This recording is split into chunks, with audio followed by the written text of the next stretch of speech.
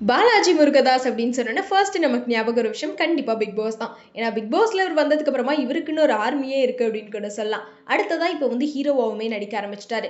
ரீசெண்டா அவரோட நடிப்புல வந்து ஃபயர் அப்படின்னு சொல்லிட்டு ஒரு படம் ரிலீஸ் ஆகி அந்த படத்துக்குமே மக்கள் மத்தியில நல்ல வரவேற்புமே கிடைச்சிருக்கு. முக்கியமா அந்த படத்துல அவர் வந்து நெகட்டிவ் ரோல் பண்ணாலுமே அவரோட நடிப்புக்காக நிறைய பேர் வந்து அவரை பாராட்டிட்டு இருக்காங்க. அடுத்ததான் வந்து ஒரு ஸ்போர்ட்ஸ் டிராமா மூவில வந்து பாலாஜி நடிக்கிறாராம். ஸோ அந்த படத்தோட பேரையும் ஃபர்ஸ்ட் லுக் போஸ்டரையும் வந்து நம்ம எஸ்டிஆர் சிலம்பரசன் தாங்க வெளியிட்டிருக்காங்க. ஸோ அந்த படத்தோட நேம் வந்து ரன்னர் அப்படின்னு வச்சிருக்காங்க. அது மட்டும் இல்லாம அந்த படத்தோட டைரக்டர் வந்து சிதம்பரம் அன்பழகன் அப்படின்றவர் தான் டைரக்ட் பண்ணியிருக்காராம். அவரும் வந்து பாலாஜியும் ரொம்ப வருஷமா ஃப்ரெண்டுனுமே சொல்லியிருக்காங்க.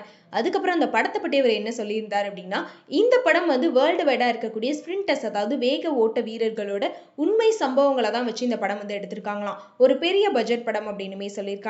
அது மட்டும் இல்லாம இந்த படத்துக்காக பாலாஜி வந்து இன்டர்நேஷனல் பிளேயர்ஸ் கிட்ட வந்து ஸ்பீட் ட்ரைனிங்மே வந்து எடுத்துட்டு இருக்காராம். அப்புறம் நைட்டு 3 மணிக்கு வந்து எக்ஸசைஸ் பண்ணிட்டு படுத்துட்டு காலைல 5:30க்கு திரும்பவுமே வந்துட்டு அத்லெட்டிக் ட்ரைனிங்மே வந்து போயிட்டு இருக்காராம். ஸோ அதனால கண்டிப்பா இந்த படத்துக்காக ரொம்பவே ஹார்ட் ஒர்க் பண்ணியிருக்காரு அப்படின்னுமே சொல்லியிருக்காரு. இந்த படத்தோட போஸ்டர் பார்க்குறப்பே தெரியுது கண்டிப்பா இந்த படம் வந்து பாலாஜி முருகதாஸ்க்கு ஒரு பெரிய பிளாக் பஸ்டர் படமா அமையும் அப்படின்னு சொல்லிட்டு ரசிகர்கள் எல்லாருமே எதிர்பார்த்துட்டு இருக்காங்க.